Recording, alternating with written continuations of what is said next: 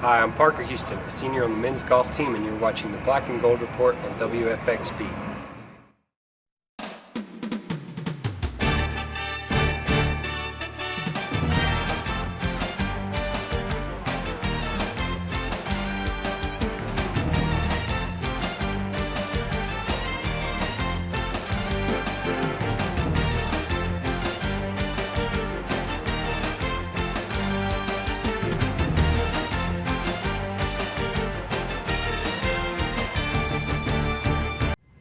Thanks for tuning in to the Black and Gold Report, a show all about UNC Pembroke athletics. I'm Richie Schuler, and today we're sitting down with two head coaches here at UNC Pembroke. Later in the show, we'll have Coach Lucinda Melanson, the head softball coach, to preview the upcoming softball season. But for the first time since the fall, we have head cross-country coach and interim track and field coach, Gary Aycock. Gary, welcome to the show. Pleasure to be here, Richie. And you notice how I said interim head coach. I emphasized that on purpose. That was a role you were just thrown into, a couple of months ago. Late November. How's the transition into that role going so far? It's going well. Having just worked with the distance athletes last year, that was my focus. Now, having been thrown in this role, nearly 60 athletes, it's taken some time to get to know each of the athletes personally and trying to, figure out what makes their clock tick, and so that we can get started with the season. I know you're working with both the men's and women's track teams. Mm-hmm. You said last year you were an assistant coach with the track team. Can you highlight some of the key performances for the teams and the athletes? Yeah, well, I think starting with the men's side, I think definitely we have to mention Pardon Luvu's fourth place finish at the NCAA Outdoor Nationals. Fourth place in 10K, garnered All-American status. Also, he had a big win at Penn Relays. That was a meet that we took him up to Philly to try to get him qualified for Nationals. They combined the college men's heat with the Olympic development heat, and he just basically scorched the field, winning that famed gold watch. And it was a big day for UNCP, and especially him in his running career. And the Penn Relays are a prestigious event that some of the best runners around the country attend. All right, sure. Not only the country, but the world. And like I said, to have a win that big at that stage was a lot for UNCP, and definitely, again, big for Pardon in his career. Also, I have to mention the men's 4x1 team last year. Shaquille Ray, I think running 10.6 in the 100 was big.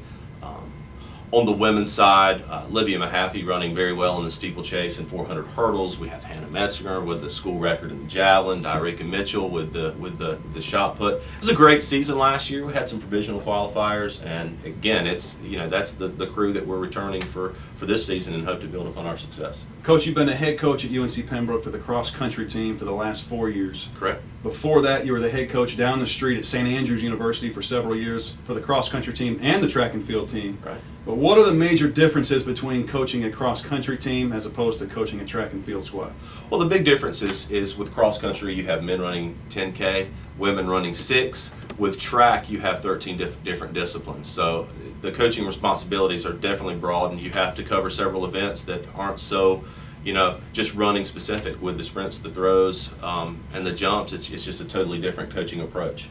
Well, how about leadership? Leadership is a key. Every coach will say that leadership is a very key component to having a strong and successful team.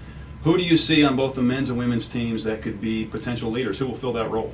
Well, the first thing that I did when I took over the program is I met with everyone on the squad, and I wanted to give them some ownership back into the team. So I said, tell me who you want to be your leaders. Who do you think, what athletes have stood up and commanded that respect? And got 4 or 5 names repeated at the same time, and looking for Pardon Luvu to continue his leadership, take it from the cross country team, and be a leader on the men's track and field team. Shaquille Ray, Jonathan Williams on the women's side, Olivia Mahaffey, Taliqua Medley, and I expect Hannah Metzinger.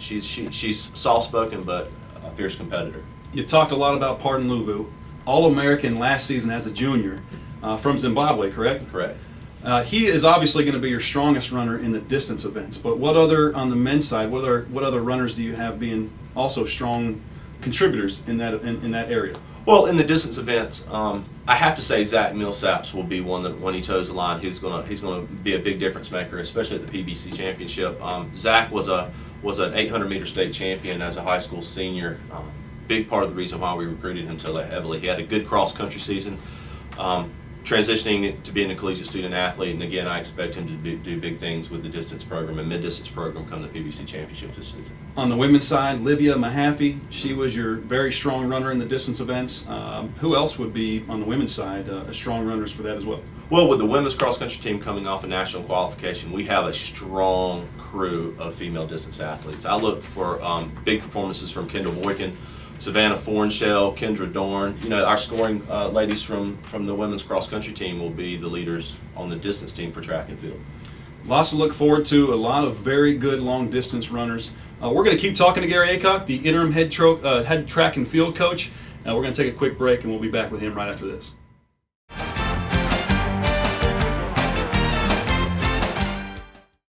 I thought it was my lungs. I was having shortness of breath. I had a great team of doctors.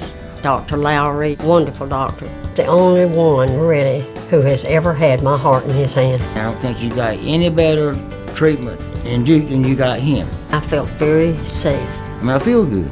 Got energy. I go to the mall and walk 2 miles. I come out victorious. I love Southeastern, and of course, if it has something to do with their heart, this is where you get it. UNCP fans, now is the time to join the Braves Club, the official UNCP athletic booster club. Your donations help to provide valuable funding to student athletes, scholarships, and programs. UNCP student athletes continue to excel in the classroom and on the field, and the Braves Club wants you to join the action.